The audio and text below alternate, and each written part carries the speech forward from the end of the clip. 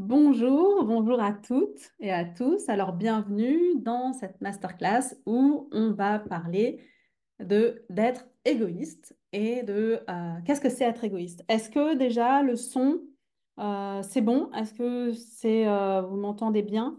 Vous pouvez mettre, ouais, ok, me faire un signe. Bon, et ben parfait. Alors, déjà, petite présentation de moi. J'ai été prof pendant de nombreuses années et voilà, pour moi, c'était hyper important parce que la mission de prof, c'est vraiment d'accompagner des personnes, des petites personnes en devenir, à devenir des adultes responsables, capables de faire des choix en conscience, épanouis et qui se sentent bien. Donc pour moi, c'était vraiment important. Et puis, petit à petit, j'ai eu envie de transmettre et d'enseigner des choses qui correspondaient à des valeurs, à mes valeurs, avec des outils qui faisaient sens pour moi. Et donc, je me suis dit que j'allais utiliser cette expertise d'enseignement et de transmission à d'autres personnes que des enfants et à le faire avec mon entourage, puisque c'est vrai que j'adore transmettre et puis que je vois bien que ça apporte beaucoup de choses aux gens. Et puis, ben, du coup, j'ai aussi cette faculté que j'ai travaillée à pas juste donner du contenu ou voilà des idées, mais vraiment permettre aux gens d'intégrer des choses, des notions et puis de les mettre en place, de les appliquer. Donc, voilà pourquoi et comment j'ai changé d'orientation professionnelle il y a quelques années. Maintenant, alors, écoutez, je vous propose pour bien nous ancrer dans le moment présent et en attendant les autres personnes qui vont encore accueillir, de commencer par un petit temps musical. Donc, laissez-vous guider par la chanson, laissez-vous bercer et concentrez-vous juste sur la chanson, laissez passer les pensées, ce qui est là pour vraiment vous reconnecter au moment présent qu'on est en train de vivre. Alors, je vais vous partager mon écran. Partager.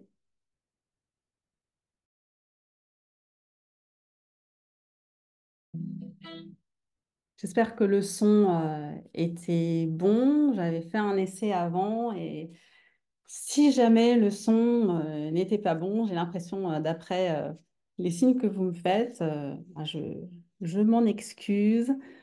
J'espère que ça vous a pas trop dérangé pour apprécier le moment. Ceux qui regardent en replay, c'est pareil, vous pourrez soit passer, ou alors vous pouvez aussi faire l'expérience de voir tout ce que ça déclenche en vous, les petites contrariétés, les pensées qui arrivent, et puis voir, juste observer ce que vous pouvez vous dire à propos de ça. Voilà, alors pour rentrer un petit peu plus dans le vif du sujet, déjà je vous propose de lâcher vos portables si vous avez vos portables à côté de vous pour vraiment profiter de ce moment. Et je voulais déjà commencer par vous reconnaître pour l'importance que vous vous êtes donné ce soir d'être là. Alors que justement, c'est un peu le sujet de notre masterclass de comment est-ce qu'on arrive à se donner de l'importance sans avoir l'impression d'être égoïste. Donc, euh, Donc voilà, je vous félicite pour ça. Et je tenais vraiment à vous le reconnaître parce que c'est pas rien et c'est quand même vraiment important. Alors, on va commencer par déjà nous dire que qu'est-ce que c'est être égoïste pour vous. Qu'est-ce que ça... Vous pouvez m'écrire dans le chat ce que ça veut dire pour vous euh, et ce que ça peut signifier pour vous. Pendant ce temps-là, j'en profite pour vous dire en direct, voilà mon inconfort suite à ce que vous m'avez dit par rapport à la musique qui n'était pas top. Et voilà, là, je vois bien qu'il y a une partie de moi qui est un peu contrariée, Mais ça fait partie de la vie, ça fait partie de l'expérience, même si elle est inconfortable. Et j'ai tendance à justement me dire que bah, c'est peut-être pas cool pour vous, que c'est peut-être pas, que ça n'a pas dû être agréable. Et pourtant, ben, c'est en revenant vers moi et en me recentrant sur moi que je vais pouvoir vous donner pleinement la mesure de tout ce que j'ai envie de vous transmettre et que je vais pouvoir être là vraiment pleinement pour vous. Alors,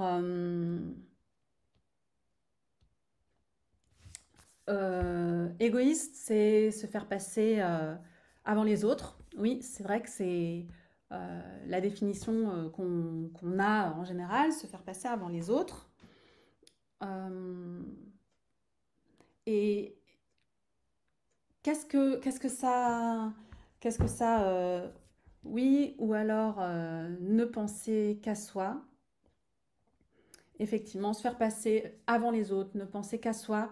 Euh, on voit que dans ces propositions d'être égoïste, et qui sont en fait les propositions, enfin la vie générale, hein, qu'on a, la connotation générale qu'on a de ce mot, c'est aussi, on voit qu'il y a une connotation négative et qu'il y a une forme de culpabilité derrière, une forme même de honte à être égoïste. Et dans notre société, dans notre culture, c'est vraiment comme si on n'avait pas le droit d'être égoïste et comme si c'était négatif d'être égoïste. Alors, avant de vous dire pour moi ce que c'est être égoïste, je voulais commencer par vous parler un petit peu de moi et vous raconter un petit peu mon histoire. Parce que pour moi, en général, c'est pas, ça me semble pas difficile de faire des choses pour moi, c'est-à-dire de tenir compte de moi, de faire des choses qui semblent juste pour moi, qui me conviennent, et je sais que c'est pas des choses que je vais faire parce que je me sens obligée, que j'ai pas vraiment envie et que je vais faire pour les autres. Donc, alors bien sûr, ça dépend des circonstances, mais en général, c'est d'ailleurs, j'avais l'habitude de dire quand j'étais prof que euh, faire des choses pour les autres, si ça me convient pas, je vois pas pourquoi on se sentirait obligé de le faire. Alors, je dis que c'est quand même dans certains contextes, parce que si on prend l'exemple du travail, par exemple, ben, on ne peut pas non plus toujours faire les choses en fonction de soi, et il y a aussi bien des moments où on fait les choses en fonction des autres, et même quand ça ne nous convient pas, comme quand par exemple on a voilà, notre supérieur ou notre directeur qui nous demande de venir à une réunion à laquelle on n'était pas du tout prévu, ou quand on nous demande de rester plus tard que prévu alors qu'on sait qu'on a la famille qui nous attend à la maison, bah, c'est pas si facile en fait de dire bah non, pour moi, c'est pas juste pour moi, c'est pas correct pour moi, donc je le fais pas, et puis tant pis pour le reste.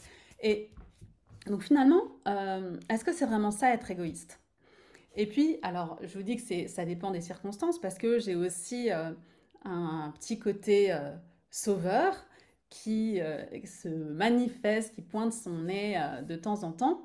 Et d'ailleurs, enfin, vous avez sûrement déjà entendu parler du triangle relationnel, du triangle de Karpman, où on parle du sauveur, victime, bourreau, qui organise une grande partie de nos relations avec les autres. On en parlera plus en détail dans la formation égoïste, être avec soi, que je vais lancer pour le début du mois de juin. Je vous en reparlerai à la fin. Mais il y aura tout un module à propos de ça et qui va nous permettre justement de sortir de l'emprisonnement de ces relations sans avoir l'impression ou sans se sentir égoïste pour autant. Oui, c'est vrai, je vois dans les commentaires, c'est vrai que les collègues font culpabiliser de ne pas rendre service. Si toi tu le fais pas, c'est moi qui vais devoir le faire. Alors, en fait, ils font pas exprès de nous faire culpabiliser. Ils expriment leur vérité à eux et nous, on la reçoit. Si on culpabilise pour ça, c'est qu'on la reçoit, leur vérité, d'une façon qui nous fait culpabiliser. Mais la même chose ne va pas forcément faire culpabiliser tout le monde. Donc si le collègue dit que ben, à cause de si toi tu restes pas, moi ou alors si toi tu prends pas ce dossier, c'est moi qui vais être obligée de le prendre et je vais avoir plus de travail. À cause de toi, je vais être plus fatiguée. Il y a certaines personnes que ça va faire culpabiliser et vous remarquerez peut-être dans votre entourage qu'il y a des gens qui vont pas du tout culpabiliser pour ça. Et qui vont se dire, ben non, c'est pas parce que je prends pas ce dossier que toi, tu es obligé de le prendre, par exemple. On voit bien que c'est propre à chacun et qu'on réagit en fonction de ce qui est là pour nous et de ce qu'on a déjà vécu, en fait, et de notre histoire. Alors, justement, en parlant de notre histoire, dans mon histoire de vie personnelle, il y a deux personnes avec qui j'ai beaucoup plus de mal à être égoïste. Ce sont ma mère et ma sœur, qui sont là d'ailleurs ce soir. Et alors je le dis au passé, au présent, et pourtant c'est de moins en moins vrai. C'est de moins en moins vrai. C'est vrai que avant, elle pouvait me demander des choses qui me convenaient pas du tout. Alors bien sûr, elle savait pas que ça me convenait pas, hein, sinon elle me l'aurait pas demandé. Mais par exemple, d'être disponible pour, je sais pas, aller me balader avec elle, sans savoir que j'avais du boulot, sans savoir que j'avais d'autres choses, ou que j'avais juste besoin de me reposer, par exemple. Et j'avais toujours cette culpabilité de me dire, pardon, mais si je le fais pas, elles vont être tristes. Si je le fais pas, ça va leur faire de la peine. Et c'était difficile pour moi de vivre ça parce que je me sentais toujours une responsabilité qui n'avait pas forcément lieu d'être, ou peut-être que c'était vrai, mais en fait, c'était surtout l'histoire que je me racontais. Et après, à l'autre personne aussi en face, à elle par exemple, de, de savoir qu'en fait, si je viens pas avec elle, je sais pas, prendre un café quelque part, c'est pas que c'est pas à elle que je dis non, c'est pas que je les aime pas, c'est pas que je leur fais la tête, mais c'est juste que peut-être qu'à moi ça convient pas. Alors tout ça, faut réussir aussi à l'exprimer. Et quand on comprend pas ce qui se joue à l'intérieur de nous, eh ben, c'est difficile parfois déjà de se le dire à soi, de se l'exprimer à soi, mais aussi de le dire aux autres et de l'exprimer finalement aux autres. Et c'est ce décalage-là qui est super inconfortable finalement. On va voir, il y a trois choses qui sont vraiment importantes dans cette façon d'aborder notre relation à nous et comment on peut être plus présent pour nous d'une façon qui nous convient. Alors,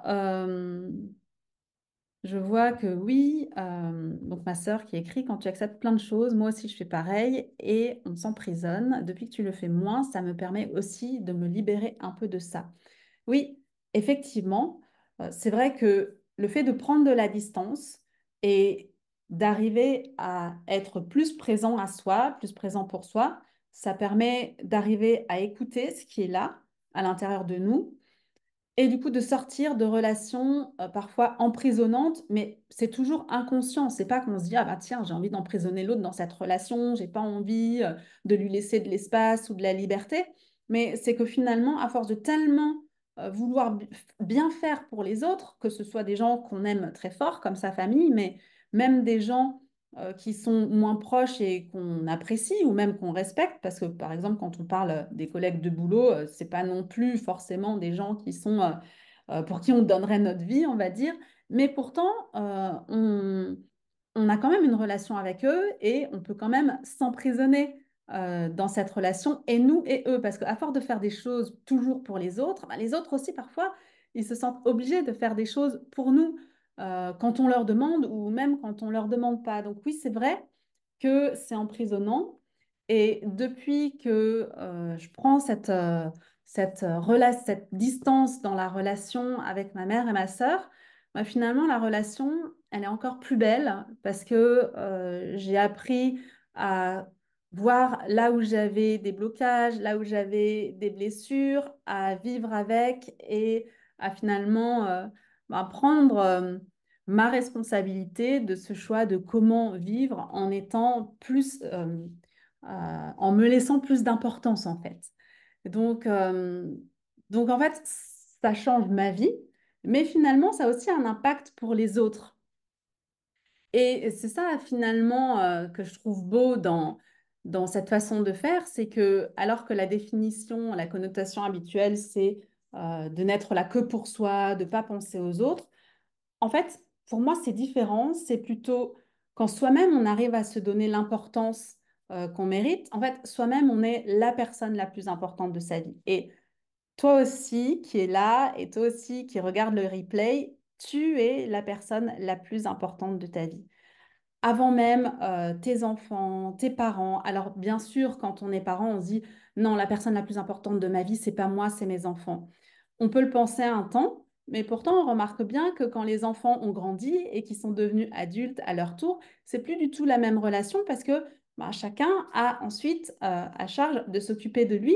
Et donc, c'est plutôt que quand je suis là, quand j'arrive à être pleinement là pour moi, quand j'arrive à être pleinement présent et à tenir compte vraiment de moi, alors je peux être là aussi pour les autres en étant la plus ou le plus disponible possible, en étant le plus sécure possible et je vais finalement rayonner cette sécurité, cet amour de moi, il va rayonner chez les autres parce que finalement, il n'y a pas d'amour de moi et d'amour des autres.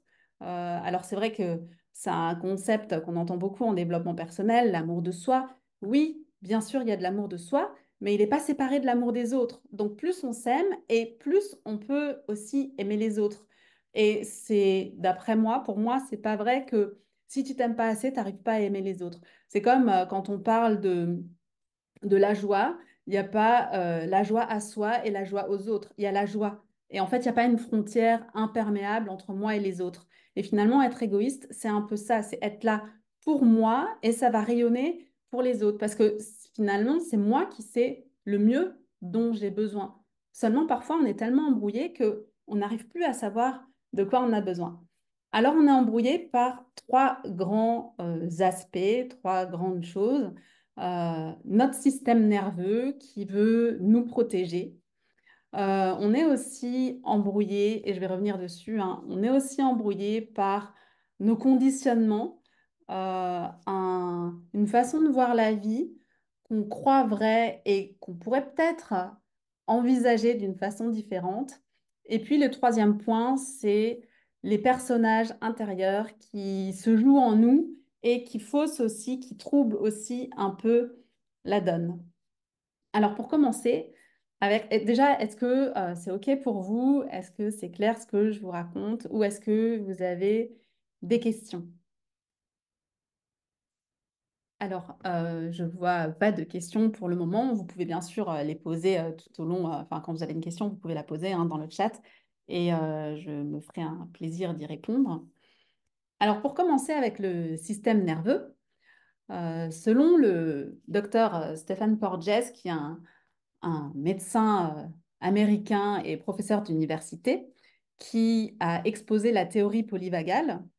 En fait, on a notre système nerveux autonome qui est régulé par le nerf vague. Et en fait, le but de ces systèmes autonomes, c'est la survie. Donc, c'est la survie de l'individu pour la survie de l'espèce, puisque c'est un petit peu, enfin, les êtres humains, on est des êtres vivants comme les autres animaux.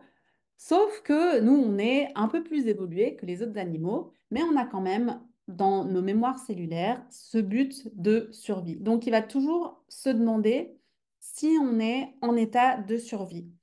Aujourd'hui, on n'est plus dans des situations où on a besoin de survivre parce qu'on est en danger de mort. Donc, lui, ce qu'il veut nous protéger, ce qu'il veut, c'est nous protéger de l'insécurité. Donc, il va rechercher à nous mettre en sécurité. Ce qu'il veut, en fait, c'est que on soit en sécurité et qu'on ne soit pas en mode survie.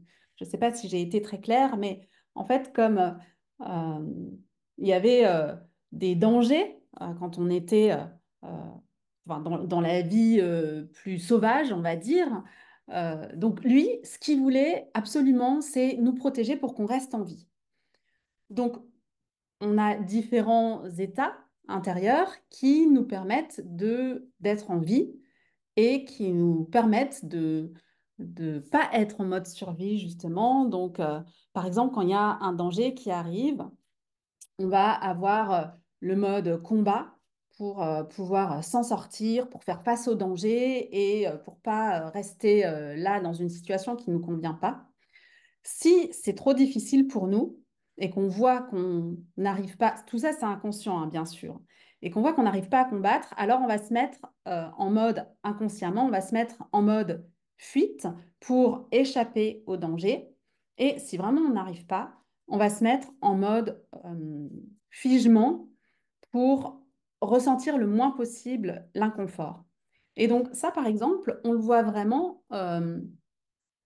au quotidien, justement, avec être égoïste, ou quand quelqu'un nous demande de, de faire quelque chose qu'on n'a pas envie de faire, qu'on n'a pas envie d'accepter, parfois on va être en mode agressivité et on va, alors pas forcément envers la personne, hein, on va pas forcément râler sur son patron ou râler sur quelqu'un qu'on rencontre, quelqu'un ou avec comme ça ou avec ses amis, mais par contre on va râler ou on va se sentir déclenché en disant ouais, mais quand même c'est vraiment gonflé, et puis on va râler avec les collègues.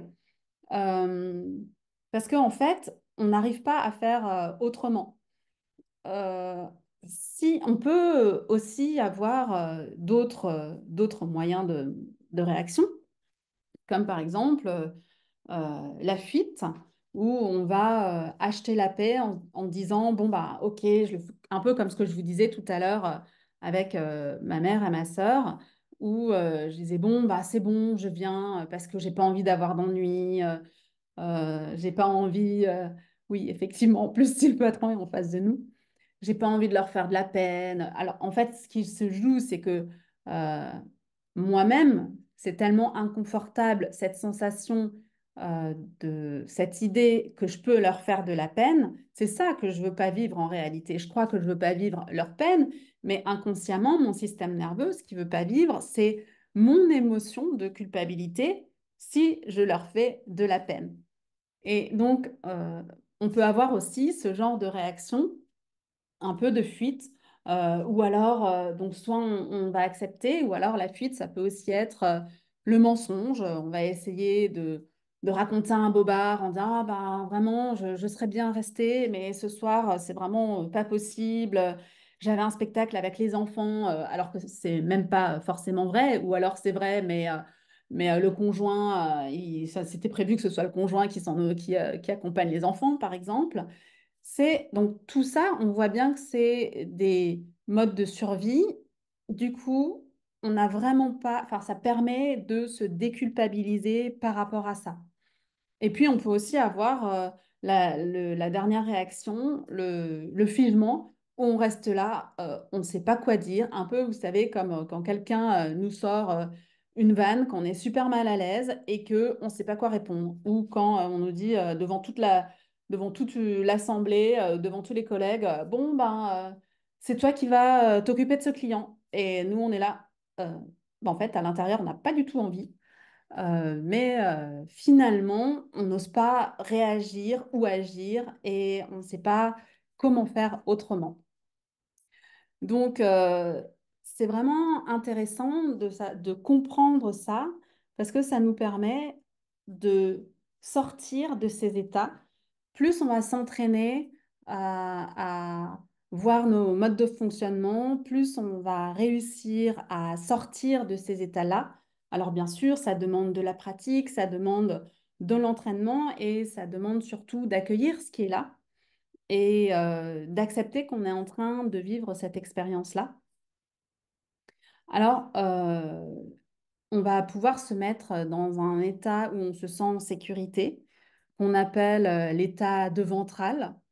Et cet état de ventral, en fait, on parle du ventral parce qu'on a les connexions nerveuses qui se font à l'avant du tronc cérébral, mais en vrai, ça n'a rien à voir avec le ventre, avec la digestion, même si c'est comme ça qu'on le formule, ou l'idée qu'on peut s'en faire parfois. Euh, et ça va du coup permettre donc le tronc cérébral, c'est-à-dire on a ce nerf vague qui est tout le long de de notre colonne, enfin pas exactement le nom de notre colonne, mais de l'œsophage et qui descend du bas de la boîte crânienne vers notre tronc, la colonne vertébrale. Euh, oui, voilà, parfois il y a des choses qu'on nous dit, on ne sait pas quoi répondre.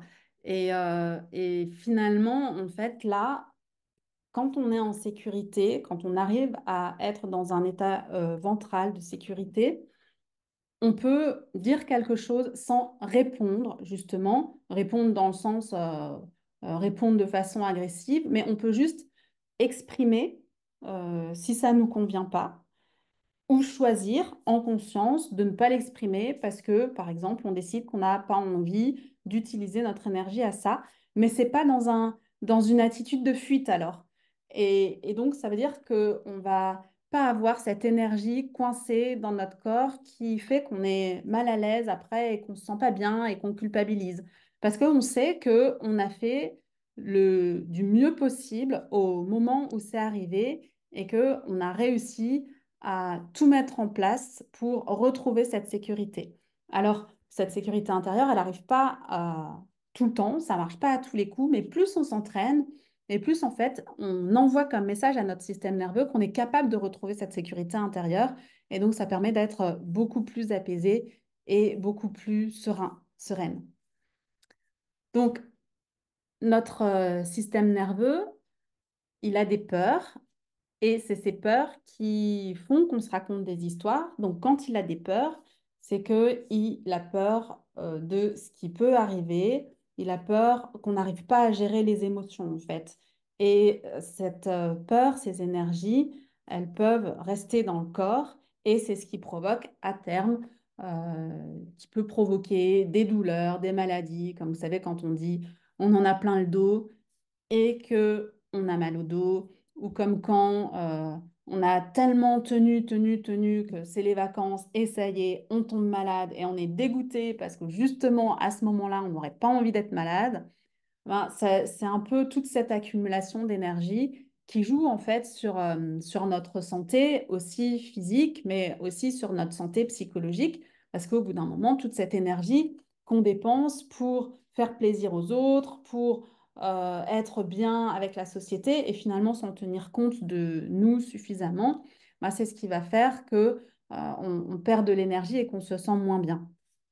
Donc, on peut par exemple se poser la question, et je vous pose la question, euh, pourquoi est-ce que vous pensez que parfois vous avez du mal à vous donner cette importance-là?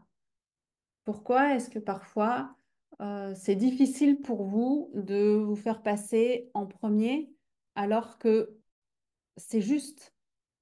C'est juste dans le sens où c'est adapté et que en vrai, vous n'allez pas faire de mal à quelqu'un, vous n'allez pas, enfin, les gens ne vont pas être mal, ils vont pas mourir. Alors ça, c'est les histoires que se raconte notre système nerveux, hein, mais euh, pourquoi en fait, qu'est-ce que ça vient chercher chez vous? Alors là, je vois peur de ne pas être aimé par l'autre en face. Oui, c'est vrai. C'est une peur qu'on est beaucoup à ressentir d'ailleurs. Si je suis pas aimée et si j'accepte pas, si je rends pas service, si je fais pas plaisir, je risque de ne pas être aimée. Alors si on essaye d'aller encore un petit peu plus loin, euh, alors oui, je vois une autre peur, peur de passer pour un tir au flanc.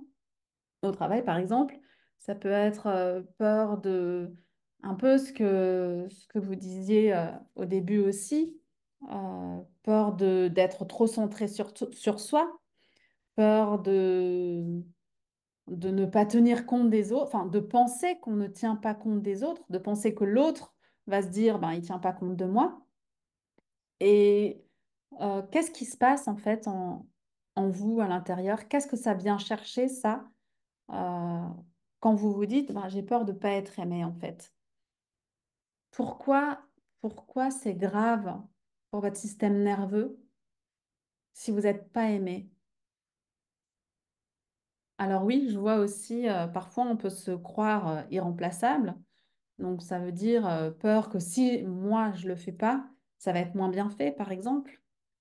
Euh, il peut y avoir aussi tout ça, c'est des... Alors, je vous pose la question comme ça, mais en fait, on ne se pose pas toutes ces questions au quotidien et c'est des peurs qui sont souvent bien inconscientes, mais peur d'être irremplaçable, derrière, il y a euh, peur de perdre le contrôle.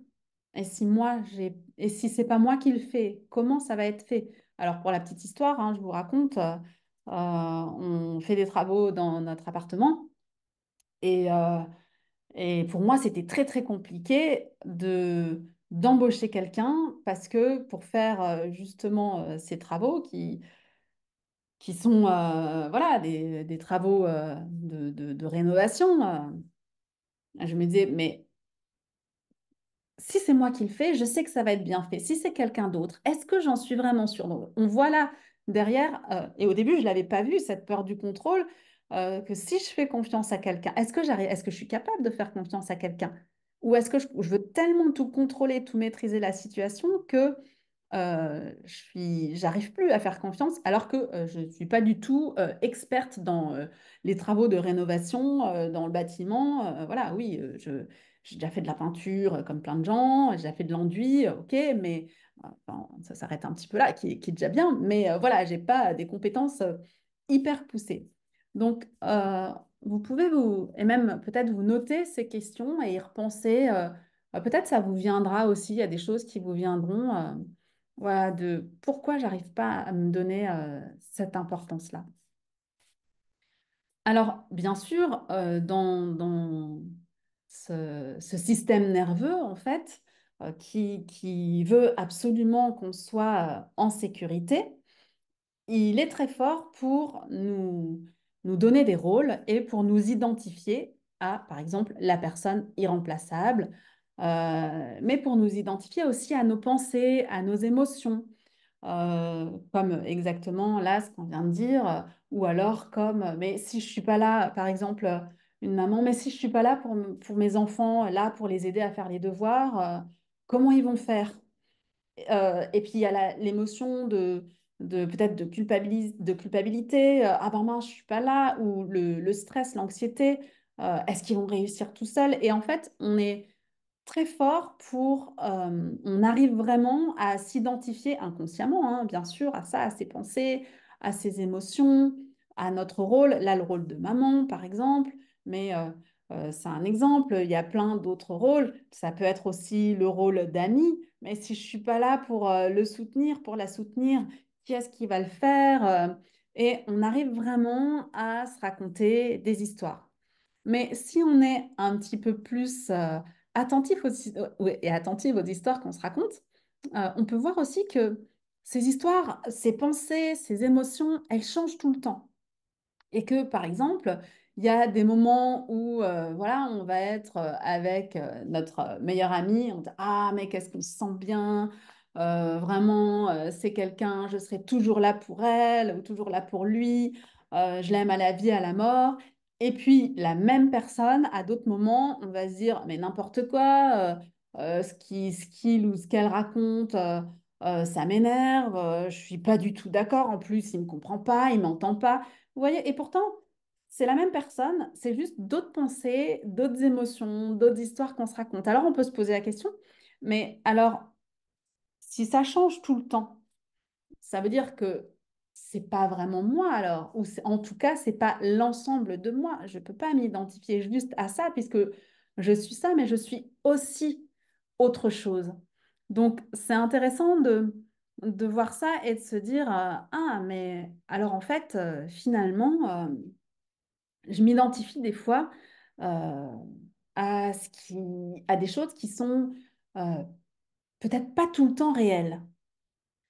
Par exemple, on dit souvent qu'on est le personnage de son film, personnage principal de son film, et oui, c'est vrai, mais on est aussi celui qui observe, celui qui décide, le réalisateur du film. On n'est pas que l'acteur en fait.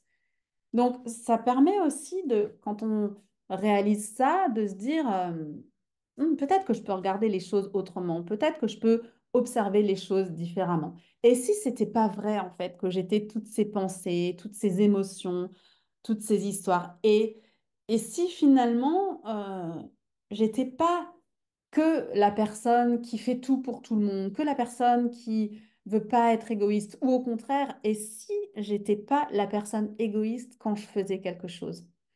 Et prendre tout ça, en fait, avec recul, ben, c'est une façon d'observer le mental, d'observer ce qui est là.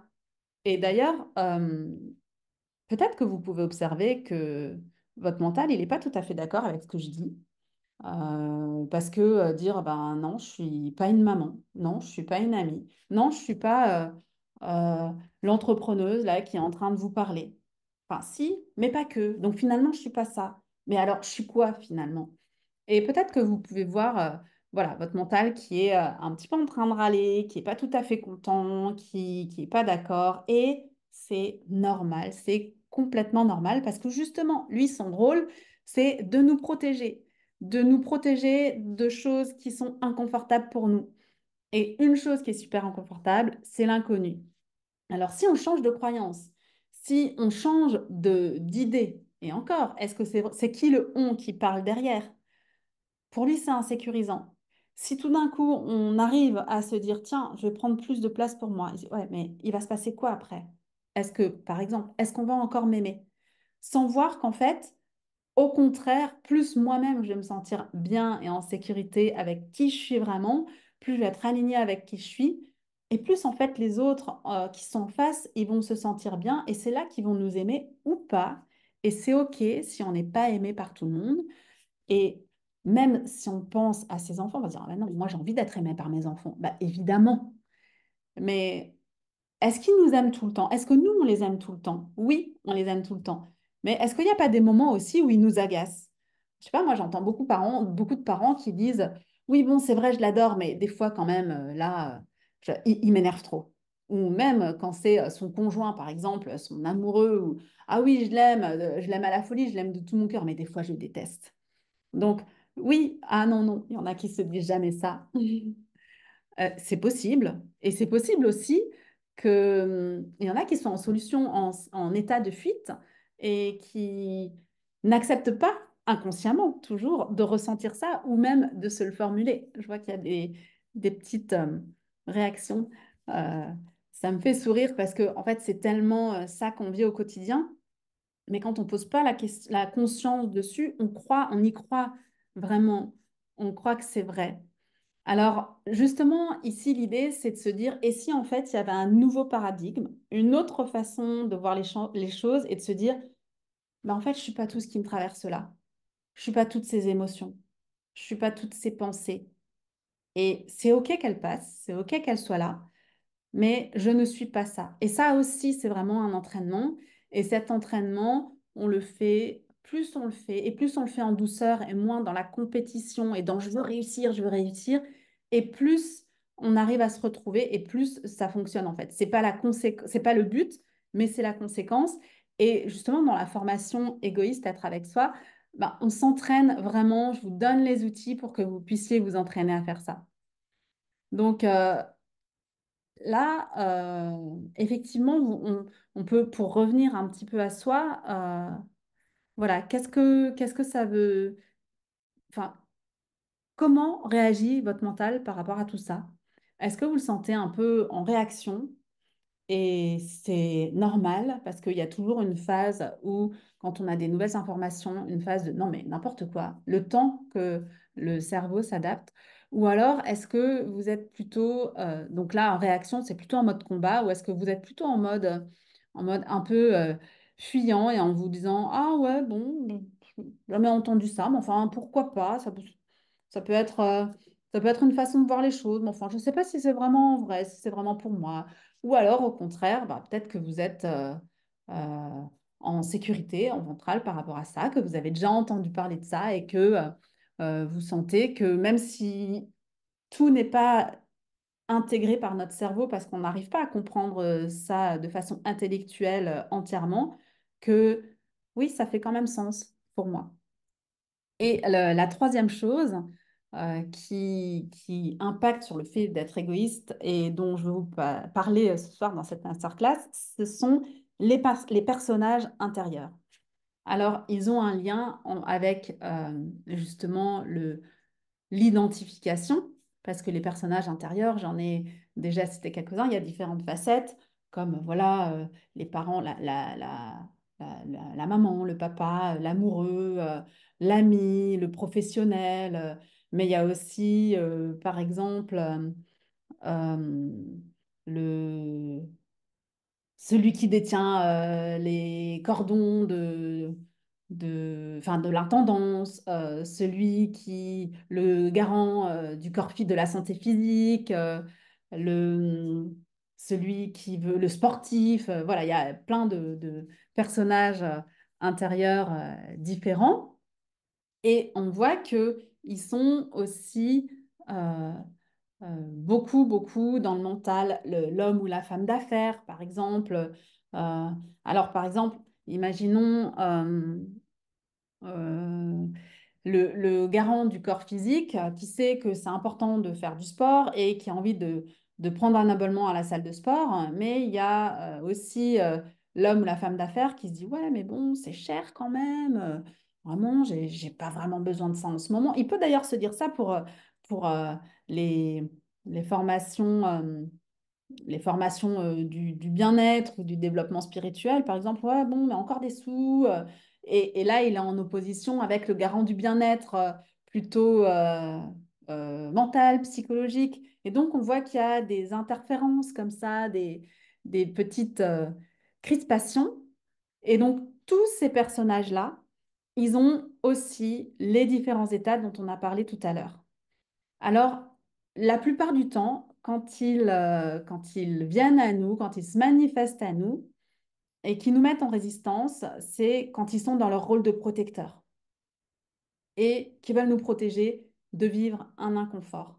Et en fait, pourquoi ils sont dans leur rôle de protecteur? C'est que ils n'ont pas envie, c'est difficile pour eux, ils n'ont pas envie qu'on aille à la rencontre de nos parties exilées, c'est-à-dire de nos parties qui sont en souffrance, qui ressentent les émotions et qui remontent souvent à, euh, à l'enfance ou à des expériences qu'on a vécues plus tôt dans notre vie et dont on n'est pas conscient. Et en fait, le protecteur, il a peur il a peur de la vulnérabilité. Il a peur qu'on soit vulnérable parce que si on est vulnérable, ça veut dire que les autres peuvent prendre du pouvoir sur nous. Et en fait, il réalise pas que c'est justement en allant voir cette vulnérabilité qu'on est capable de se sentir le plus possible en sécurité dans cette vulnérabilité-là. Alors pour lui aussi, pour eux aussi, c'est tout un, un fonctionnement à changer. Et c'est pour ça que pour nos protecteurs et pour nos personnages intérieurs, c'est parfois difficile aussi de nous lâcher, qui sont tellement là et que, en fait, ils veulent tellement nous protéger, ils sont tellement maladroits que finalement, ça fait l'effet inverse.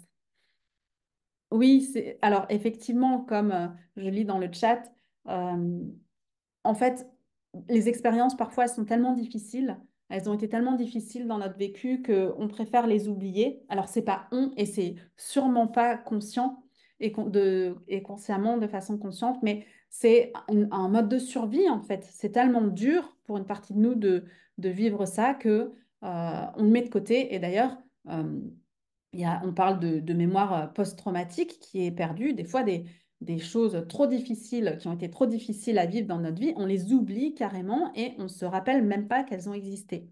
Alors, ça arrive pour les gros événements, mais aussi pour plein de petits événements euh, que nous, consciemment, on jugerait comme des petits événements, mais que pour notre système nerveux, ça a été vraiment inconfortable, comme voilà, plein de choses qui se sont passées à l'école, par exemple, quand on a été envoyé au tableau et qu'on n'avait pas envie et qu'on était là devant tout le monde. Et s'il y a un élève qui s'est moqué ou qui a fait une réflexion, et ben, ça, ça nous a laissé, en fait, qu'on n'a pas réussi, qu'on n'a pas su répondre, ça nous a gardé de l'énergie dans notre corps qu'on n'a pas réussi à éliminer et c'est trop inconfortable pour cette partie-là de notre cerveau. Donc, c'est pour ça qu'il ne veut pas aller la voir. Mais finalement, avec ces personnages intérieurs, il y a aussi derrière eux Et ça rejoint ce que je disais tout à l'heure de, mais alors on est qui si on n'est pas toutes nos pensées, toutes nos émotions et tous les personnages qui sont là? Mais en fait, c'est entrer en lien avec notre être véritable, celui qui est plus sage, celui qui sait ce qui est juste pour nous, même si c'est pas par le mental. Parce que notre cerveau, il est très intelligent mais il n'est pas toujours sage. Il n'a pas toujours la sagesse qui est là en nous, que on appelle aussi l'intuition, que j'appelle suivre son cœur. C'est vraiment savoir ce qui est bon pour nous, sans se laisser happer par les peurs du mental ou par nos pensées insécurisantes et insécurisées. Donc voilà, finalement. Qu'est-ce que ça veut dire prendre soin de moi? Alors, je vous propose, si ça vous convient, pendant quelques minutes, une petite pratique pendant laquelle on va aller voir quels sont, euh, quels sont les blocages, ou en tout cas certains blocages, ceux qui seront prêts à se montrer ce soir. Quels sont les blocages qui font que c'est difficile d'être égoïste pour vous et qui font que c'est difficile de vous donner plus d'importance, cette importance que vous méritez. Est-ce que ça vous convient? Vous pouvez me faire un petit signe. Très bien, parfait. Alors, je vous propose de vous installer confortablement. Vous allez voir, ça va être une pratique assez rapide et que finalement, on peut refaire vraiment facilement. Et vous pouvez fermer les yeux si vous avez envie. C'est pas une obligation. Ça peut être plus facile pour sortir du mental. Donc, et vous pouvez vous centrer, vous concentrer sur une situation, faire venir une situation dans laquelle vous n'avez pas réussi à vous affirmer comme vous auriez voulu. Vous n'avez pas osé dire non, ou vous avez fait quelque chose pour faire plaisir à quelqu'un, ou vous n'avez pas osé faire quelque chose parce que vous aviez peur de déranger ou de ne pas être compris, comprise. Voilà, je vous laisse le temps de faire venir cette situation à vous. Et puis quand cette situation est là, présente, prenez aucun enjeu, hein, prenez la situation qui vous vient. Vous pourrez, de toute façon, vous aurez le replay, donc vous pourrez le refaire avec une autre situation si vous voulez, parce que le cerveau, parfois le mental est fort aussi pour se dire que oui, j'arrive pas à choisir la situation, comme ça on ne peut pas s'entraîner. Donc, une situation au hasard, elles sont toutes justes. Il n'y en a pas une qui est meilleure que l'autre. Et puis ressentir dans votre corps euh, qu'est-ce qui vous vient quand vous êtes ou quand vous étiez dans cette situation? Qu'est-ce que vous sentez? Comment vous vous sentez? Est-ce que vous ressentez quelque chose dans le corps? Est-ce que c'est plus lourd quelque part? Est-ce que vous êtes tendu? Est-ce que vous avez froid? Ou au contraire, est-ce que ça vous donne chaud? Est-ce que ça peut être aussi au niveau de votre tête, voir qu'il y a plein d'idées qui arrivent? Ou alors avoir l'impression d'être déconnecté de votre corps, que vous n'avez aucune sensation? Ça peut être ça aussi, l'absence de sensation. Et puis, je vous invite à mettre cette sensation en face de vous. Ou si elle ne veut pas sortir, se mettre en face de vous, la localiser très précisément à un endroit de votre corps. Vous pouvez aussi, comme si elle est reliée à vous par un cordon d'argent. Donc, elle ne s'en va pas, elle reste là, elle reste tout près.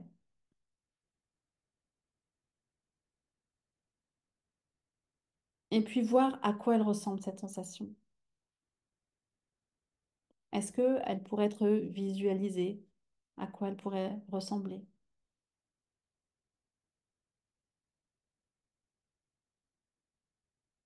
Et est-ce qu'elle a un message pour vous? Pourquoi est-ce qu'elle est là? C'est quoi son but?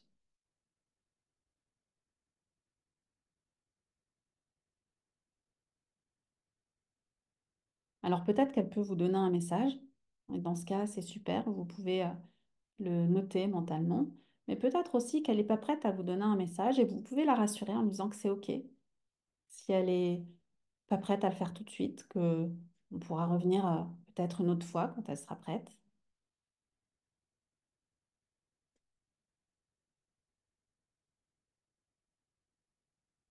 Et puis, vous pouvez faire de nouveaux corps avec cette sensation et l'amplifier dans votre corps.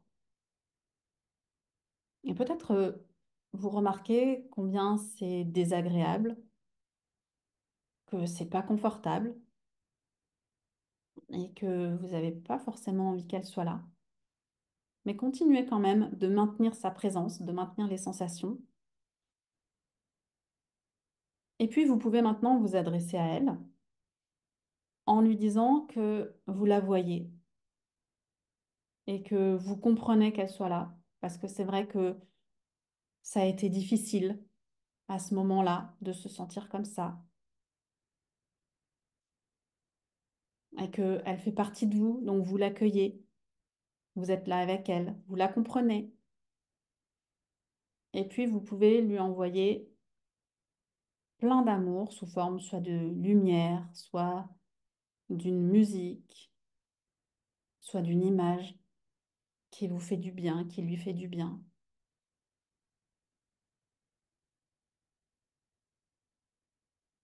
Un peu comme un enfant qu'on console.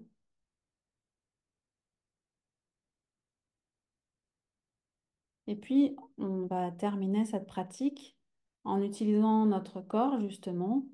Et je vous invite à vous prendre dans vos bras et à vous passer les mains le long de vos bras, de vos épaules, vous faire comme un câlin, comme une caresse, tout en pensant à cette sensation, en disant que vous êtes là pour elle, et voir comment vous vous sentez maintenant, comment ça se passe,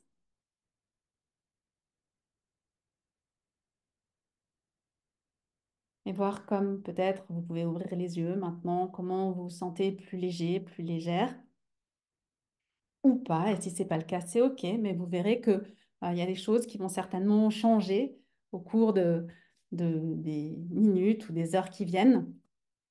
Et c'est ce genre-là de pratique qu'on va s'entraîner à faire pour mettre en place des nouvelles connexions neuronales et pour montrer à notre cerveau que ben, c'est OK de vivre l'inconfort et qu'en fait, on peut survivre à tout ça. Il n'est pas en danger, il n'est pas en danger de vie quand on vit de l'inconfort.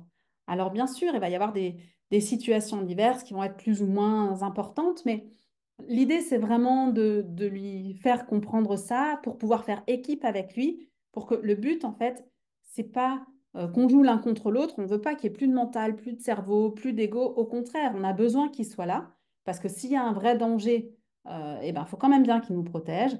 Par exemple, je suis en train de traverser la rue, il y a une voiture qui arrive, je ne vais pas dire, oh non, mais c'est bon, je suis en sécurité. Non, il a son rôle, il est important. C'est grâce à lui qu'on se nourrit aussi, qu'on mange que notre corps sait ce dont il a besoin. Donc, on veut qu'il reste là, mais on ne veut pas que ce soit lui qui dirige notre vie et qui prenne la main sur tout. Donc, c'est dans ce sens-là qu'on va faire équipe avec lui. Et c'est aussi pour ça que je voulais vous parler de cette formation que j'ai créée, la formation égoïste, être avec soi. Et je suis super contente de vous la présenter, de vous présenter cette opportunité. Vous êtes les premiers à en entendre parler. Donc, je suis vraiment voilà, contente de pouvoir vous accompagner si vous le souhaitez, bien sûr, pendant cette formation. C'est une formation de 2 mois qui va se dérouler sous forme de live. Donc, il y aura 5 lives, un live toutes les 2 semaines où on sera en direct, comme ici. Vous pourrez, je vous donnerai évidemment du contenu. Vous pourrez poser vos questions. On fera des pratiques aussi, des petites pratiques assez courtes comme celle-là pour qu'elles puissent être réutilisables au quotidien, même en dehors de ces lives. Et puis, je vous donnerai aussi des entraînements, des supports si vous avez envie, pour qu'on puisse après, quand on se retrouve, faire le point. de comment vous avez vécu ça, de comment vous pouvez encore adapter pour que ce soit vraiment ce qui vous convienne le mieux. On aura un groupe privé Telegram aussi, donc ce sera des séances d'1 heure, mais qui pourront être adaptatives jusqu'à 1 heure et demie. Donc en 1 heure, on fera vraiment voilà, le contenu, les pratiques. Après, s'il y en a qui ont des questions, on pourra aller jusqu'à 1 heure et demie si vous sentez que c'est juste pour vous. Ce sera un petit groupe de 10 personnes maximum pour plus de proximité, pour qu'on soit vraiment entre nous, que ce soit vraiment plus sympa, qu'on puisse échanger en toute confiance et en toute conscience aussi. Et voilà, dans le contenu, il y aura donc 5 modules. Je vous redirai tout ça, je vous enverrai toutes les infos. On verra comment comprendre et accueillir nos moyens de protection interne, là, les états dont on a parlé. On reverra plus en détail le nouveau paradigme, porter un autre regard et comment on peut faire ça pour que ce soit le plus adapté et le plus facile à intégrer dans notre quotidien. On verra aussi les différentes parties de nous, comment identifier nos besoins et les besoins de ces différentes parties intérieures qui nous sont propres. On parlera de la relation à soi et de la relation aux autres avec nos schémas internes, comment faire pour sortir du triangle. Et puis, on verra comment se connecter à qui on est vraiment, à notre être véritable. Et pour ça, ou grâce à ça, comment exprimer ce qui est juste pour nous sans blesser les autres ou en tout cas en le faisant vraiment de la façon la plus juste possible. Et quand on parle vraiment avec son cœur et avec son âme, on se rend compte que on blesse pas les autres. En fait, on blesse les autres quand on est dans nos peurs parce qu'on réactive les peurs qui sont en face. Donc, alors avec ce petit groupe Telegram, ça nous permettra aussi enfin, et ça vous permettra de vous entraider, de vous poser des questions. Je serai là sur le groupe aussi, bien sûr. Donc cette formation-là, je l'ai voulu assez avec beaucoup de légèreté, beaucoup de joie, pas quelque chose de contraignant et de lourd à suivre. Et c'est aussi pour ça que je vous propose un prix assez mini. Donc ce sera une formation qui coûtera 300 euros sur les 2 mois et qui sera payable en 2 fois ou en une à votre convenance. Alors, pour vous qui avez assisté à cette masterclass en live ou en replay, et pour ceux qui seront réactifs, il y aura une promo de 100 euros jusqu'à dimanche soir avant minuit. Donc, vous aurez la formation à 200 euros au lieu de 300. Donc, c'est quand même un super bonus. Bien sûr, je vous souhaite d'en profiter. Et puis, il y aura un deuxième bonus qui sera une séance en one-to-one avec moi, la séance déployeur qui vous permettra d'être encore plus efficace dans cette compréhension des nouvelles choses que vous allez comprendre et intégrer. Et ce bonus numéro 2 sera valable jusqu'au dimanche 26 mai avant minuit. Donc, je répète, les 100 euros de réduction bonus numéro 1 jusqu'au dimanche 19 mai, là, après-demain, avant minuit. Et le bonus numéro 2, la séance en one-to-one avec moi, super cadeau, franchement, voilà, enfin, vous savez ce que j'en pense, je vous le redis parce que ça permet vraiment de libérer des choses et de mieux se connaître jusqu'au dimanche 26 mai avant minuit. Donc, si vous avez des questions à propos de la formation, c'est le moment de les poser. Sinon, bien sûr, je reste joignable sur mon Instagram, par mail, les différents canaux que vous connaissez, où je suis disponible et je serai ravie de répondre à vos questions et à vos demandes de précision si vous en avez. Euh, donc, oui, les bonus sont cumulables. Donc si vous vous inscrivez avant le 19, vous avez les 2 bonus. Si vous vous inscrivez après le 19, vous aurez le deuxième bonus, donc la séance en one-to-one. Franchement, je vous conseille de vous inscrire avant.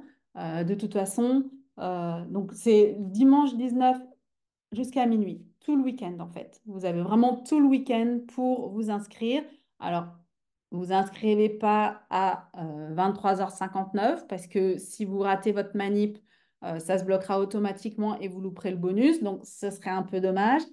Euh, Après, vous savez déjà au fond de vous si la formation, elle est pour vous, si vous avez envie de vous faire ce cadeau-là, de vous offrir cette opportunité et de vous dire, ben, voilà, moi, je sens que c'est juste pour moi de participer à cette formation et puis de m'épanouir en sachant ce qui est plus juste pour moi et surtout en osant l'écouter et en osant le communiquer aux autres pour vivre d'une façon où on se sent serein, équilibré, où on est juste avec soi. Alors, ça ne veut pas dire qu'on va plus jamais stresser. C'est pas possible parce que vous avez compris, notre système nerveux, il est toujours aux aguets. Il est toujours en train de chercher là où on pourrait être en danger. Donc, forcément, il va y avoir des moments de stress et c'est OK, ça fait partie de la vie et c'est tant mieux. Quand on stresse plus, c'est qu'on n'est plus là. Quand on n'a plus d'émotions, c'est qu'on n'est plus là. Donc, c'est important, évidemment, à savoir, euh, parce que ça nous permet aussi de se dire, ah bah oui, je suis encore stressée.